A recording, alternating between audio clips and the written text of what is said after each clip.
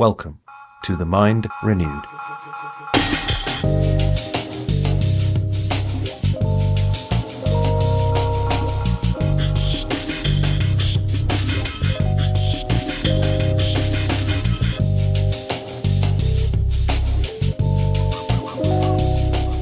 They're so worried that they've got to take over down here the direction of where it's going and get a one world system together, get rid of nationalities, to get one government, one religion, so we won't have war. That's the effort of man to bring about his own salvation. Hello everybody, Julian Charles here of themindreneweddotcom, podcasting to you from the depths of the Lancashire countryside here in the UK, and welcome to the second interview in the two-parter with Dr. Martin Erdmann on the subject of technocracy and the smart grid. Last time we were talking about technocracy, and this time, predictably enough, we're going to be talking about the smart grid. But before we get on with that, there are a few things that I wanted to say. First of all, there's a slight addition to the website, not very much, but I think quite a useful addition, and that is a message page. If you go to the homepage and you go to the menu where you have all those tabs, if you get to the support tab, when you hover the mouse over that, a second tier tab appears with the word message, and if you click on that, it takes you to a page on which I'm able to communicate on various things with people listening to the podcast. So I used that when there was a problem with the iTunes feed and the RSS feed, and also when there was a problem with the digital radio service TuneIn, which I think has been resolved now. But certainly if anything else untoward happens with the website or anything connected with the website, then please do go to that tab and have a look, because that's where I shall be putting messages. The other thing is, thanks again to people who've sent in emails. It's always great, as I keep saying, it's always great to have that communication. And I do try to respond to all the emails that come in, except that I wasn't able to respond to Irene, who sent me a very encouraging message, and I really did want to respond, but I wasn't able to because the email address that I was given bounced for some reason. So Irene, if you're listening, please do send me another message and then I'll be able to get back to you, which I really would like to do. The last thing I wanted to say is that it's now the summer vacation here in the UK, and things are not quite as predictable as they are during term time, so I'm going to try to keep the podcast going as regularly as I can, but there may be a delay of a few days. That's just the way it is with vacation periods. Anyway, so that's the end of the messages here, and we move on to the interview, the second interview in this two-parter with Dr. Martin Erdmann on the subject of the smart grid. Hello everybody, this is Julian Charles here again of themindreneweddotcom, podcasting to you from the depths of the Lancashire countryside here in the UK. And today I'm delighted again to welcome back to the programme Dr. Martin Erdmann for the second part of a conversation on the subject of technocracy and the smart grid. And of course, if you didn't manage to catch the first part last time, in which we were talking about the ideas and the history of technocracy, then I recommend, of course, very strongly that you go and listen to that, because that gives the background to what we shall be talking about today, which is going to be mainly on the subject of the smart grid and how that threatens to be a fulfillment of many of the aspirations of the technocratic designs for the world. So let me introduce again Dr. Erdmann. Dr. Erdmann was most recently Professor of Philosophy at North Greenville University and currently Director of the Verax Institute in Greer, South Carolina. He has served as Head of New Testament Studies at the State Independent Seminary in Basel, Switzerland, and the Academy of Reformation Theology in Hanover, Germany. He also taught all courses in Biblical Studies at Patrick Henry College in Northern Virginia and was for several years Senior Scientist at the University Hospital in Basel and Research Fellow at the European Foundation of Clinical Nanomedicine, researching into the ethical implications of nanotechnology. So once again, Dr. Erdmann, may I thank you very much indeed for joining us for this second part of this conversation. You're welcome. Now, as I said, in the first part of the conversation, you gave us a great deal of information about the history and the concepts of the technocracy movement, which had its beginnings, at least as a movement, it had its beginnings back in the 1930s, America. And you explained to us how its intellectual roots reached back to the very utopian and anti-supernaturalist philosophies, or might even say religions in a way, of Henri Saint-Simon and Auguste Comte. And As I said before, for details of that, I refer people back to the first part of our conversation. But just to refresh our memories and prime the pump, as it were, for this conversation today, could you just give us a brief summary of what technocracy actually is? Yes. Well, technocracy is really a term which describes a form of government in which experts in technology would be in control of all decision making. So it's basically scientists and engineers, technologists, bankers, just anyone who has some expert knowledge in his particular field would be qualified to exercise political control over a country. Technocracy is not a democracy. It is anything but. It is a totalitarian system and always has been conceived as a totalitarian system. As you remember, I went back into the history of it, and it has obviously very close connections to socialism, utopian socialism. And this is basically the philosophy which was promoted by Henri Saint-Simon and Auguste Comte. So again, technocracy is a form of government, but it is far more than just a form of government. This comes out in the writings of Henri Saint-Simon because he basically labeled it as a religion, more in his later years than in his earlier years. In his last book, which was published in the year of his death, 1825, he entitled the book New Christianity. He wanted to set up a new religion because he realized that his philosophy in regards to setting up the ideal society in France first and foremost, but ultimately across the world, would not be taken up by the masses of the people unless it would be a religion. So he incorporated that religious aspect into his philosophy to promote his philosophy, which ultimately should be the ideal society of the world. And when we come to the 1930s technocratic movement, am I right in thinking that that religious aspect was not really picked up by the founders of that movement in quite the same way anyway? That is correct. The technocrats in America in the early 20th century were staunch atheists. That is correct. And they did not pick up the religious aspects of the philosophy which was incorporated in Saint-Simon's concept as well as Auguste Comte's. They did not do that. That is correct. But I believe if you look at the whole scheme of things, if you analyze that particular philosophy, even of the technocrats in America in the early 20th century, you will come to the conclusion that it is still based on utopian concepts. And utopianism has always very close links to a religious worldview. So even though they were not explicitly promoting a religion, I believe implicitly, due to the utopian aspect of their particular philosophy, there was still a religious element in it. Mm-hmm.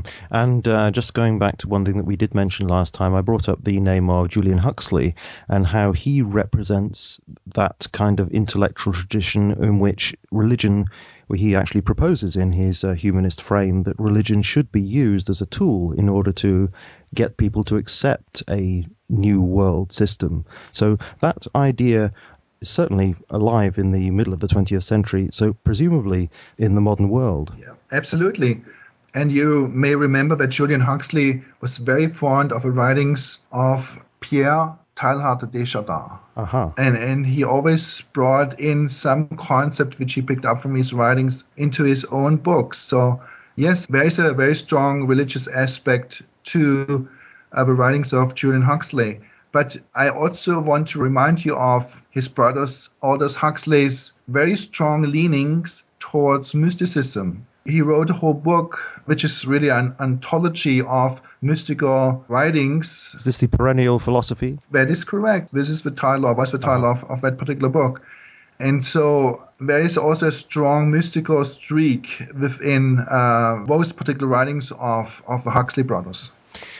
Indeed, that would be a very interesting conversation in its own right. Yes. Of course, I want to ask particularly about how the smart grid looks like it's going to be fitting into this whole idea of technocracy in the modern world. Now, the technocratic study course, which we talked about last time, calls for the complete monitoring and control of energy as a major factor in the functioning of a world technocratic state. Of course, initially the US that it was talking about. But of course, back in the 1930s, the technology was such that it wasn't actually possible to control and monitor all the usage of energy in a given economy. But of course, as we know, that has radically changed now with the development of digital technology. And we now have a system which is being developed, which I guess on the surface looks as if it's benign and very desirable in many ways, but which has very serious hidden dangers, and that is the so-called smart grid, which is being constructed not only in the US, but increasingly right across the globe. So could I ask you to explain to us what the smart grid actually is? Well, yes, the smart grid is a very popular concept, but many people don't really understand what it stands for or what is behind it. Let me just give you a very brief definition of it. The smart grid is a broad technical term that encompasses the generation, distribution, and consumption of electrical power. And sometimes this also includes gas, natural gas, and water supply. It is basically a system which controls the energy use of a particular population. And it is, as you rightly noted, it is a digital system. It is not an analog system anymore as it used to be.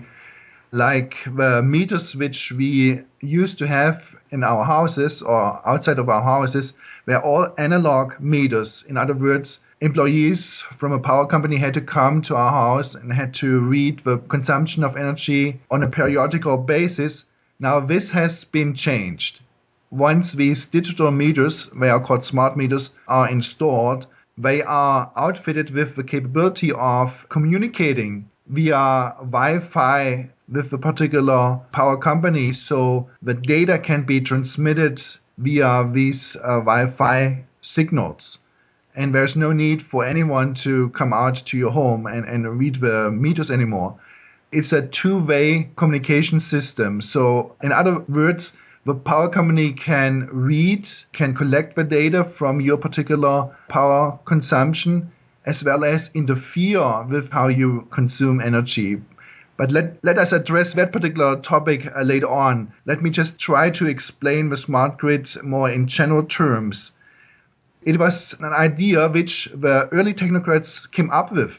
Howard Scott and M. King Hubbard, these two principal leaders of the technocratic movement, wrote that technocratic static guide, which you referred to earlier on. It was a textbook in order to implement technocracy in America. It had very specific goals mentioned of what needs to be done, what needs to happen in order to implement technocracy.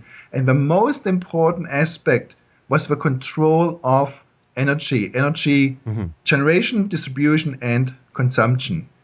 Back at that time, and as you know, the study guide was published in 1934. Back at that time, the technology was not available to control the generation and consumption of electrical energy. But in our time, we can control the generation, distribution, and consumption of energy if these smart meters are installed. So the most important aspect of making that system work is the installation of the smart meters in every single home. And going back to those 4 points that Patrick Wood mentioned, the control, the monitoring, the allocation, and the distribution being part of the technocratic idea in the first place, this all points in the direction of removing control from the consumer, so that the consumer shouldn't just use how they want to use electricity, when they want to use it, but it being controlled from the top so that it is fair and it is non-wasteful, etc. But although those things sound like good ideals to fulfill, nevertheless, it does mean that the consumer is being put in the position of one who is on the receiving end and having no control over the system at all. Would you think that's fair? Yes, this is a fair statement. I think the ultimate goal is that the control of how I use energy in my home, the ultimate goal is to take that control away from me, to centralize the decision-making process in regards to how energy is used in a society. However, it is a process. It cannot be implemented from one day to the next. a process which will take years, perhaps even a decade, to be implemented. I believe strongly that we need to resist that development, and thus we need to beware of the very first steps and to prevent the initial implementation of it or the setting in motion of a process. I believe this is important for us to realize, because many people are totally ignorant of what is happening around them in regards to these matters, and thus they need to be enlightened and told what is really being done and what the ultimate outcome will be in regards to setting up a smart grid.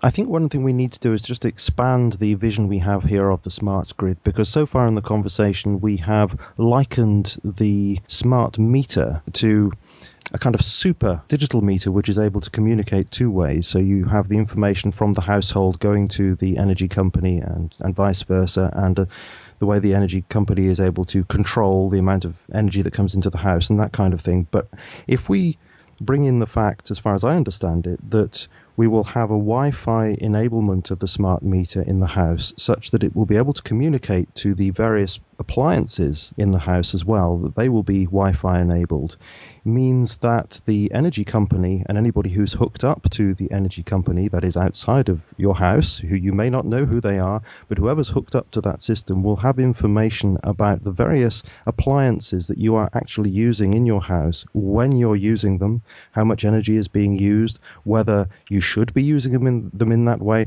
So the two-way communication is actually quite a complex communication in which a lot of personal information is being tapped by people who you don't know outside of your house. Do you have anything to comment about that? Yes, well, I agree with every statement you just made, except it is not necessarily people who monitor the use of your energy. It will be just computer algorithms. It is more frightening if you look at it from that angle, because ultimately there is no recourse. You cannot just go to the power company and complain, or to the political authorities, because they can say, well, it is set up by a specific computer system, and the computers make the best choices based on the data they are given in a particular area, and thus we just need to rely on these computer systems. And interfering with these systems would disrupt the whole setup. Ultimately, there will be no recourse. And the other idea is these programs can be changed just by political authorities giving some mandates down to the power companies in order to change the setup of these programs. And you don't have any say in the way how these programs are being changed. So if the use of electricity in a particular area is too high, these programs can be changed in such a way that the energy consumption is being lowered. And this will affect the way how you can use your heating system and other electrical appliances in your home. You will not be able to interfere with these directives. So there are clear dangers if the decisions are made by computer programs. So there's a possibility here for a kind of conceit, really, that the political decisions can be made, and yet if any consumer were to complain, the energy company could then just immediately say, well, the algorithm is set up in accordance with natural law, that which is best for the operating of the whole system, therefore we can't change anything. But that really is a kind of cover, or could be used as a cover, for political decisions which are anything but in accordance with natural law. Absolutely. And the larger the area will be, the more impersonal it will be. Just think if you have to make a decision in regards to how energy is being consumed within your particular city, which is extremely complex. You have to think of multiple different scenarios and bring these scenarios into your deliberations. But think of how difficult it would be for an entire country like England, and how ultimately impossible it would be to make these decisions in regards to the entire world. But this is exactly what these proponents of a smart grid have in mind. They want to have a global smart grid system.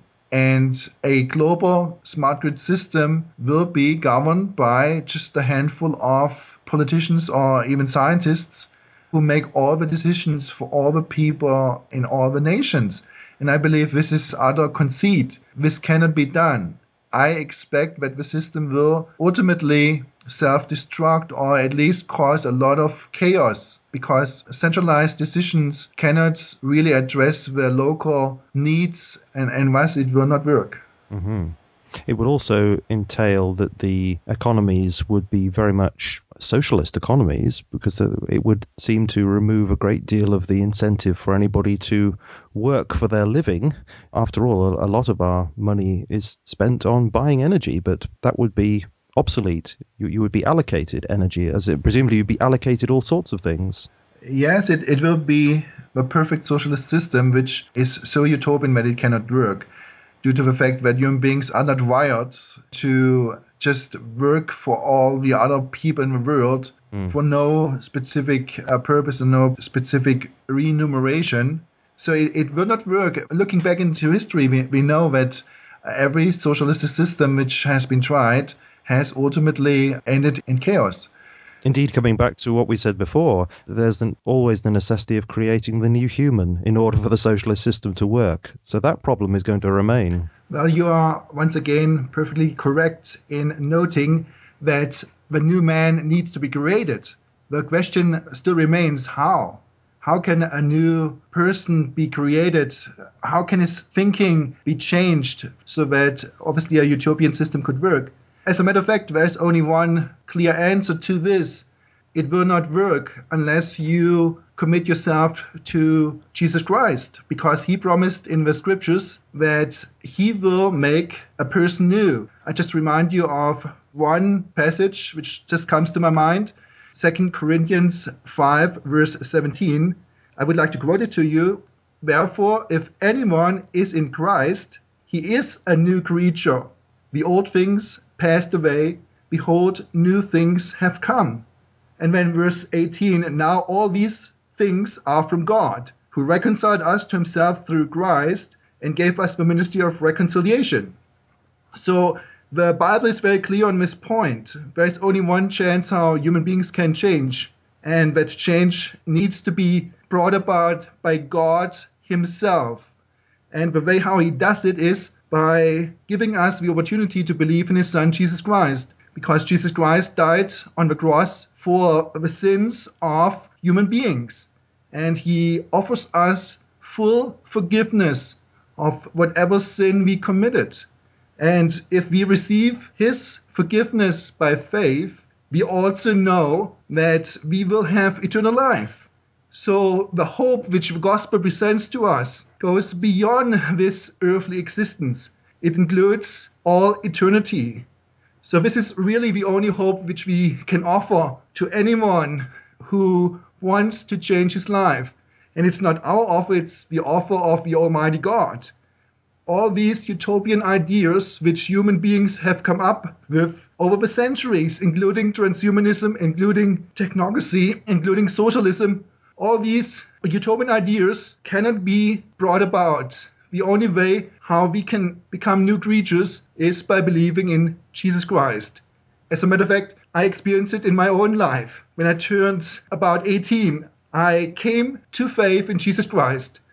And I can testify from 1 second to the next, my life had wonderfully changed. And from that moment onward, I knew I had eternal life. I knew my sins were forgiven. And this is really the gospel message, that anyone who believes in Jesus Christ can experience the same new life, which transcends this earthly existence. And I absolutely agree with you, and Yes. Thank you for your testimony. Yes. And thus, the aspect of religion is paramount in the minds of these individuals who want to promote that system.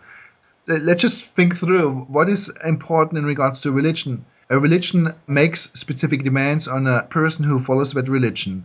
And this person would not follow through unless he thinks he's doing some service to God or some supernatural entity. And thus, if a technocracy is imposed, it will demand from the people subjected to technocracy a great deal of sacrifice. And if it's not communicated as a religion, they would rebel. They would not be willing to go along.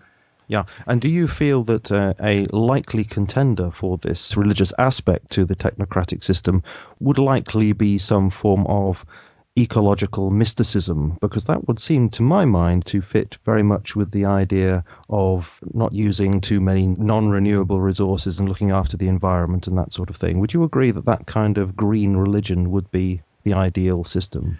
Yes, I would agree. It is some type of environmental mysticism, what you call a green religion. James Lovelock introduced the concept of Gaia. Gaia being the world as a living organism, and we have to take care of the needs of that particular living organism. We have to preserve energy and things like that. I believe this plays a very strong part in all of it. And he's always very careful, James Lovelock himself, not to go quite so far as to say that Gaia is actually a spiritual entity, although there are many people who read what he says and people who subscribe to that kind of thinking in very much that kind of way. Yes, once again, I agree with you. However, you have to understand the whole concept of organicism, which is basically the basis of his particular philosophy in regards to Gaia. And organicism, if you look at it very closely, came out of mysticism. And thus, you can make a strong point that it is extremely religious in the mystical sense of the word. Mm-hmm. Even though Lovelock would refrain from calling it God or using some such term. It would be very interesting to talk to you about that particular subject in its own right at some point. But as we are talking about the smart grid here, one thing that I think very strongly about this is that as this system proceeds to be developed, it will be necessary at some point to force people to accept this system, because it seems to me in order for this to work, it has to be a total system. Now, at the moment, price incentives could easily be used to coax people into the system so that they feel they will save money by having these new products and new meters. That's not to say that it will always be as cheap as it is to start with, but do you foresee that eventually there will come a time when people will actually be forced to take these meters? Yes, I can tell you a few anecdotes, a few reports I received from some of my friends here in America. I have some friends who live in Florida, and they told me that the power company just came out and installed the digital smart meters. And they didn't want them to do that. But the personnel of the power company said, well, the meters are the property of the power company, and the house owner has no say in regards to whether or not these meters should be changed from an analog system to a digital system. So they just did it. My friends didn't have any say whether or not this should be done. It was just done. But once the smart meter was installed, they noticed that the next month, the electricity bill which was sent to them was double as high as the bill the previous month. That's certainly not what you would expect, no. No. Obviously, the main argument is energy efficiency and cost reduction. It didn't play out that way. It was just very opposite in regards to the experience of my friends. Maybe I'm anticipating what you're going to say here, but I can imagine what the response of the energy company might be, and that would be to say that this is the beginnings of a new system for your household. As you buy new appliances that are fit for the new system, you will find that then you will reap these rewards. Yes. As a matter of fact, I really don't know how the energy company rationalized the jump in cost. I was just told that the cost doubled. However, in the meantime, I read some of the brochures which were published by the State Department of Energy here in the state of South Carolina. And in these brochures, the specific power companies are mandated to reduce the consumption of energy over the next year, next 2 years, next 5 years, next 10 years. And the deduction is continuous. The possibility is not given for an increase in power consumption. The mandate is always to reduce the consumption of energy. And the way how the power companies can accomplish that mandate or can fulfill that mandate is by giving specific inducements, incentives. And one incentive, which is described in these brochures, is to tell them that the cost of energy would be reduced if they would be willing to sign a paper which would give control of their particular electrical appliances over to the power company. So in essence, they say, well, if you want to save some money in regards to your electricity bill, you just have to agree in writing that some of the control over the use of your own appliances are given over to the power company. I believe this is the way how they do it over here, at least in America.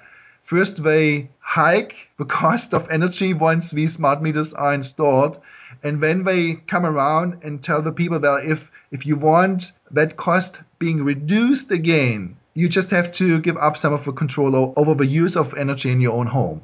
And the particular two units mostly mentioned are the heating system and obviously the air conditioning system, the cooling system. We live here in the south, so the cooling system runs 24 hours per day during the summer months. So these are the two main items which you are asked to rescind your control over to the power company if you want your energy bill to be reduced again. So in those cases where people are finding that their meters are being changed without their knowledge, they're suddenly finding themselves in, as it were, half a system where they've got these increased bills, and the only way that they can reduce their bills is by signing over their rights to the company and losing control of their whole electricity system. Well, that's exactly how they do it. The way how they do it is not by force, at least at the moment. It is by other incentives. And I suspect that one of the main reasons why this is happening, at least the reason that will be given for this, is to reduce carbon dioxide emissions. That is correct. Yeah, this is a reason. And it is really a false reason. It is a pretense. Because just think about it. The technocratic study course, that textbook, was authored and published in 1934. And it had detailed instructions of how to monitor the use of energy. And in that entire book, there was no mentioning of climate change or any such notion. There was no conversation, no public conversation in regards to CO2 emissions. So even though they had already thought out the specific process of how to introduce technocracy by the control of energy, they had to come up with some rationale of how to promote it. And that rationale became the argument in regards to climate change. Do you feel that we see some evidence of that choosing of anthropogenic global warming theory as a way of achieving this in the statements that we find in the publications of the Club of Rome, where they say, I think this is in their 1991 publication, about this global warming would fit the bill? Yes, exactly. I mean, the Club of Rome was the organization which more or less initiated that public debate. It was a doomsday agenda which they promoted in order to motivate the people to become very concerned in regards to how they use energy. Once again, I believe, that's my personal opinion, I believe it is a made-up argument. It is not really based on hard scientific facts. Well, that would certainly fit with the guests that I've had on the podcast to do with climate change so far, who have been of the opinion that this is being politically driven, and this would very much therefore fit with what we're talking about today. I wanted to ask you further about how the smart grid is being implemented across the globe. So I wanted to ask you about a couple of global institutions. I mean, one is the International Electrotechnical Commission, the IEC, which is an NGO, and I understand that most of the countries of the world are signed up to this NGO in one way or another. There's also the Institute of Electrical and Electronics Engineers, the IEEE, which has hundreds of thousands of members spread right across the world. So is it your understanding that these organizations and maybe others like them are fully on board with this program? Yes, they are. As a matter of fact, these are the organizations which were chosen to implement the setting up of a smart grid globally. Especially the International Electrotechnical Commission plays a very strong role, as well as the IEEE. This is a global organization. It's really more or less an association of electrical engineers And if I remember correctly, there are 395,000 members worldwide who belong to that particular association. And most of them are electrical engineers. As a matter of fact, I have a close friend who is a professor of electrical engineering at Baylor University. And he has confirmed to me in private conversation that these concerns are very valid, that particular organization, IEEE, is heavily involved in the implementation of the smart grid project across the world. And Patrick Wood says that these organizations and many others as well are in receipt of a great deal of subsidy from the US and other countries around the world. He says that the Department of Energy has been allocated billions and billions of dollars under the American Reinvestment and Recovery Act in order to, so they say, to stimulate industry in the right green direction. And there's one thing here that he says that I'd like to bring up, a little quote from him. He says, "The current crisis of capitalism is being used to implement a radical new economic system that will completely supplant it." So do you agree, to what extent do you think the current economic crisis is being deliberately exploited here in order to serve as an excuse to funnel all this money in the direction of implementing the smart grid? Well, once again, you have to go into, or you have to read some of the publications which come out of the United Nations. Especially there's one organization abbreviated UNEP, UN Environmental Program, which has come out with some publications spelling out what they really intend to do. And the main concept is to change what they call the brown economy, the economy which we have in place today, to exchange the brown economy with a so-called green economy. And by green economy, they basically mean an economy which is not governed by business principles anymore.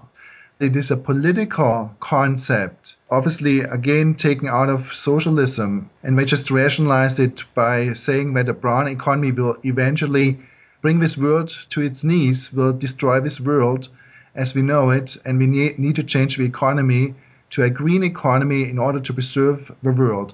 But once again, it's just a pretense. It's an argument which is used to rationalize what they want to do. It is not based on scientific facts. Mm-hmm. And the kind of socialism that seems to be implied here, at least it doesn't seem to me to be what I think of as the communist variety in that kind of command economy way, but rather a kind of corporate fascist approach where you have massive corporations in bed with governmental structures and subsidy to bring about particular policies. I don't know whether you agree with that. I mean, earlier this year in Davos, we had that meeting there of the World Economic Forum where they were calling for $14 trillion to be spent over the next, I can't remember how many years it is, in order to stimulate supposedly private business in the direction of a green economy. Yes, again, Davos is a very important conference which needs to be brought into this discussion because it is Davos World Economic Forum which basically mandates what needs to happen in the near future in regards to that particular development of a global smart grid.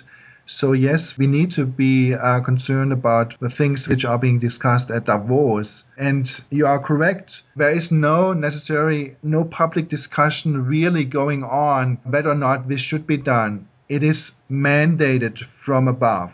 So basically, President Obama just issues some executive orders and then more or less mandates that X number of $1 billion are being spent on the implementation of these smart grid initiatives. I have some figures in front of me, as a matter of fact, which I would like to quote to you.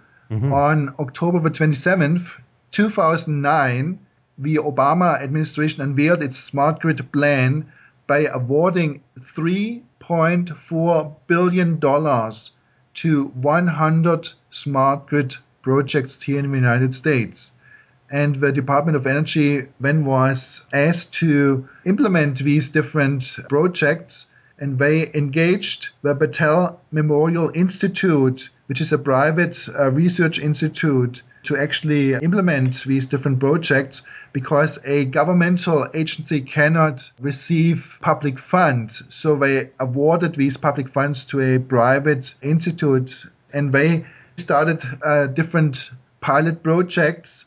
In one project, they installed these smart meters at the homes of 60,000 customers in different states, different Western states in America, just to see how well this system could work on a smaller scale.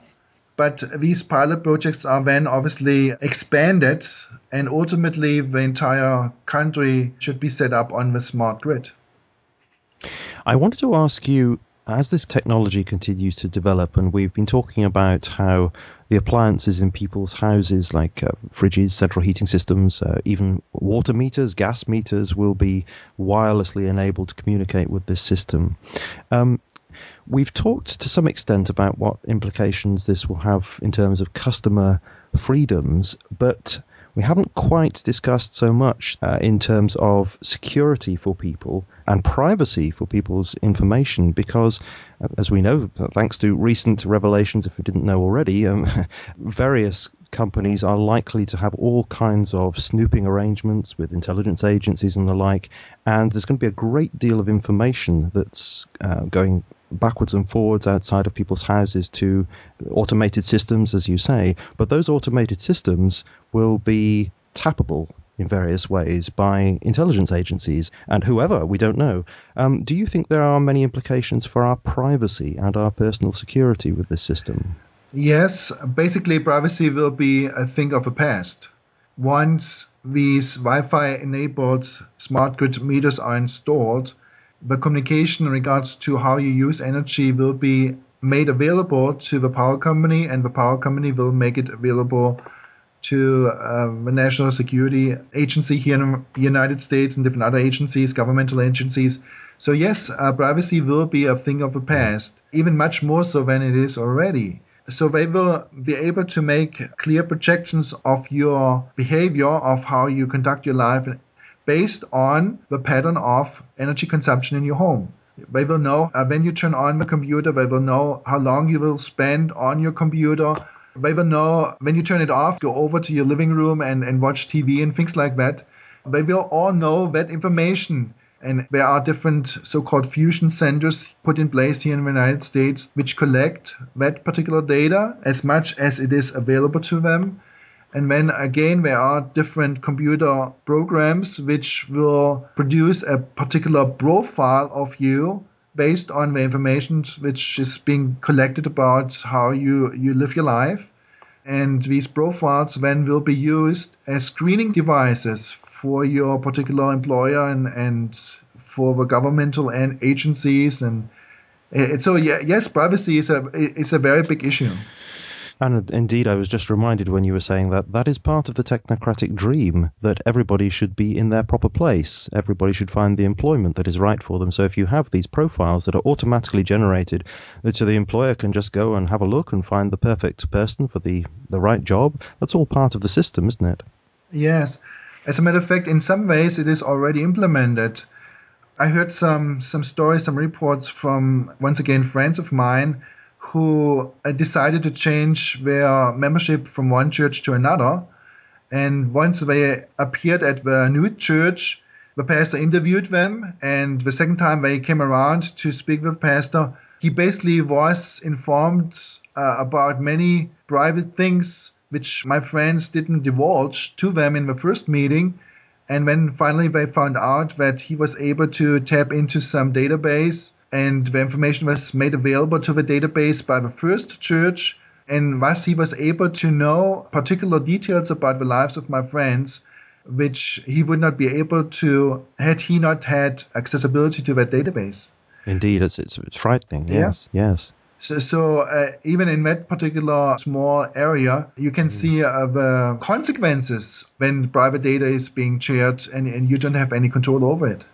Indeed, that is very frightening. And I think we do need, though, to make it clear that this system is going to be even more invasive than we've been discussing so far, because there is also the possibility that this system would also be hooked up to the Internet of Things. And if that's the case, then we could be talking about Wi-Fi enablement for clothes and food packets, all sorts of products that we use. So there'll be a tremendous amount of information that will be passed through these systems every second of every day, not only in our house, but wherever we walk, whatever shop we walk through.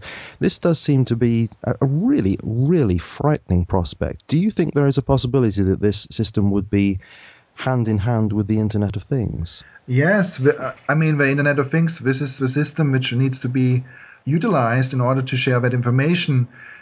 As you may know, the Pacific Northwest National Laboratory developed a small circuit board called the Grid-Friendly Appliance Controller, which can be installed in just about every electronic appliance you have in your home, be it a hairdryer, be it a washing machine, be it the tumbling machine or the refrigerator. It can be installed in every single electronic device in your home. And that particular circuit board then can communicate with a smart meter, which is installed usually outside of your home. And the smart meter communicates that information to the power company and so on and so forth. So yes, the control mechanisms which can be put in place are basically all encompassing. They will be comprehensive, and no aspect, or just about no aspect of your life will be left untouched. Mm-hmm.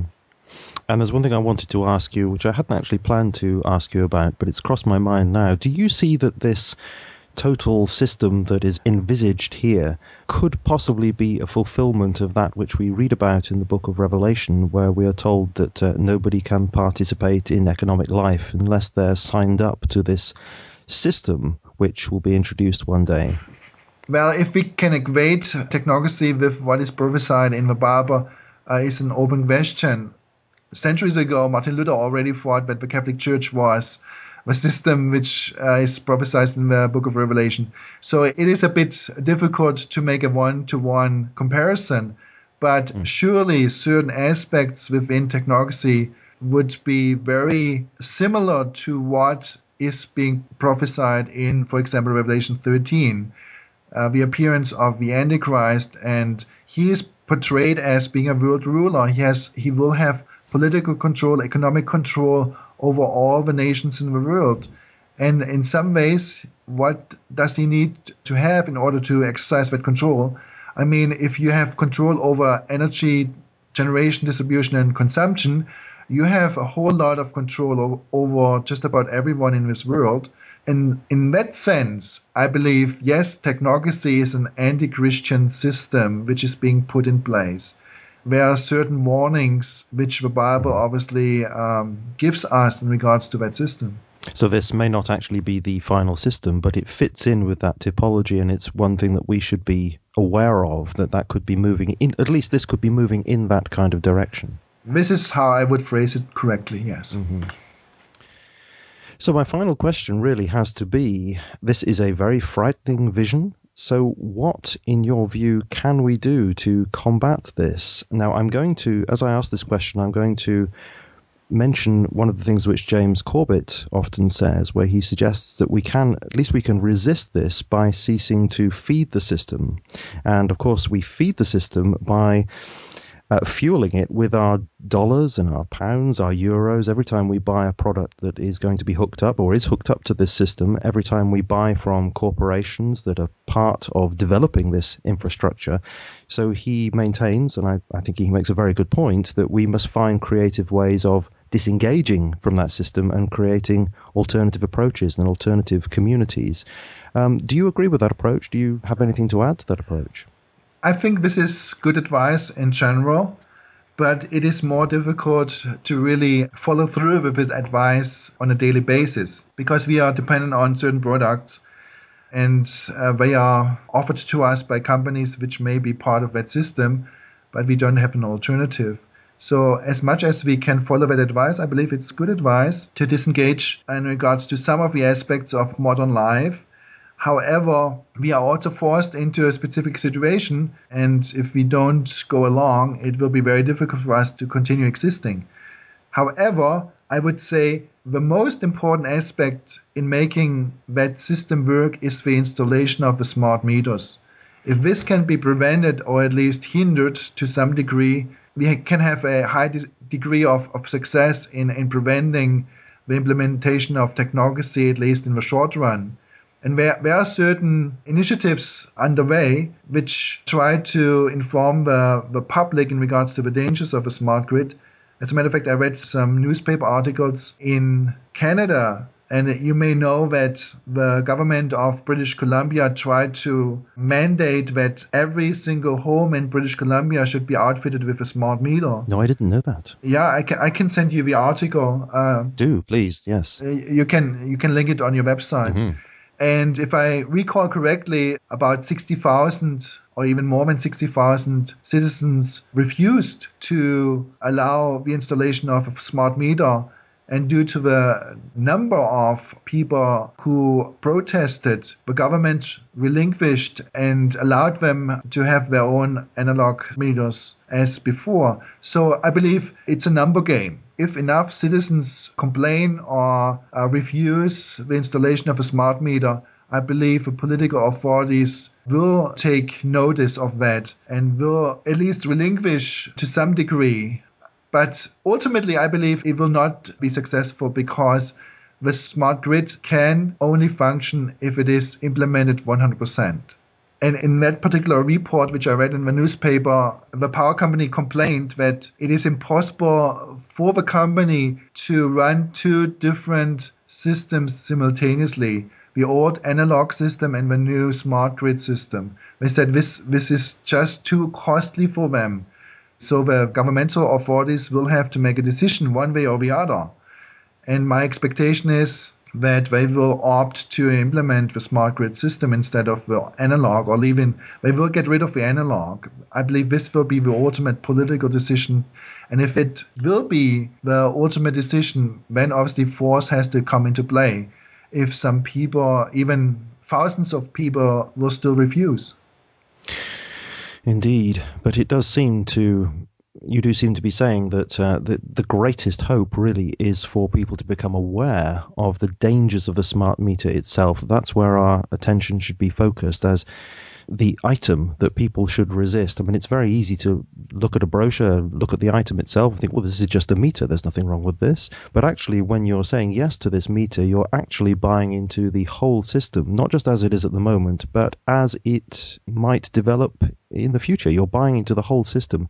And as people become aware of that, then I think there's a greater chance that people will be prepared to resist it. Do you agree that our whole attention really should be focused on the meter and that people should come to understand they are buying into a complete system? Yes, this is exactly my thought. I believe we should concentrate on the smart meter. And yes, it is not just a mechanical device, even though it looks like it. But once it is installed, it is part of a system. And the system is a political control system which will be implemented, or at least that's the plan, globally, and it will control your life.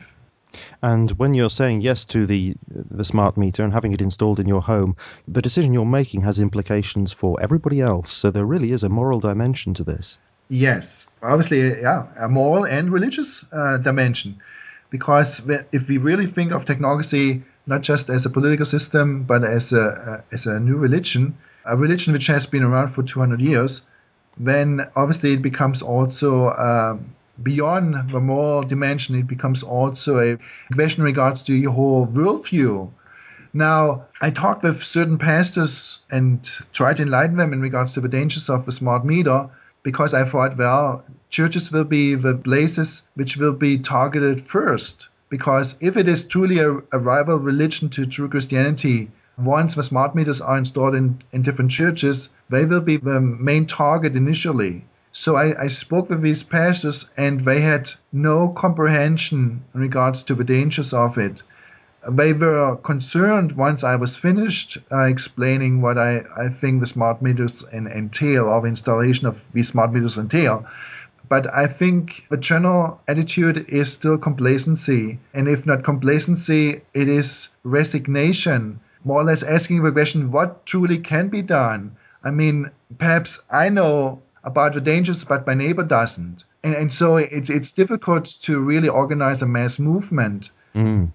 It's very difficult for people to come to understand the danger of this, because they have to come to understand the whole concept, really. And yet what is presented to them is the meter. Yes. Just a new thing which has all these benefits. But really, they have to come to understand the whole danger that's presented here. So it's projecting forward. It's quite an abstract concept, really. So I think that a lot of people would reject it because there's just too much of a new way of thinking. I can imagine a lot of people's attitude would be, well, this is ridiculous. It's just a meter. That's crazy. You can't bring all this in as well. It's just a meter. It's going to make my house more efficient. What's the bother? Yes. Well, the argument which is foremost in my mind is the religious argument. But this is the argument which most people will not understand truly, because most people are not Christians. So what I realized was that the argument in regards to the loss of privacy is much more effective, or the loss of control over your own power consumption. I think these are the main arguments which should be used, because they would be readily understood by most people if they are explained to them. That's a very, very good point.